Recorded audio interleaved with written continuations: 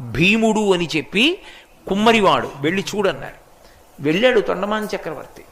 వెళ్ళేటప్పటికి ఆయన కుండలు చేసుకుంటున్నాడు.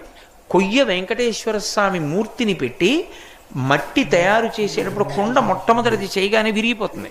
దాంతో బంకమట్టి తులసిదళం చేసి ఆయన పాదముల మీద పెట్టేవాడు. స్వామి ఉన్నాడు అని నమ్ముకునేవాడు. ఆ మట్టి తులసిదళం నేను పుచ్చుకుంటున్నానని తొండమాన్ చక్రవర్తి వెళ్ళిన తర్వాత గరుడ వాహనం మీద వచ్చి వెంకటేశ్వర స్వామి తను కట్టుకున్న బట్టలు తీసి ఆ భీముడికి కప్పి, శ్రీదేవి భూదేవి తమ ఒంటి మీద ఉన్న నగలు తీసి తమాలిని అని భీముని భార్యకి వేసి గరుడ వాహనం ఎక్కించి వైకుంఠానికి తీసుకెళ్ళాడు. యథార్థంగా జరిగిన గాథ భవిష్యోత్తర పురాణంలో.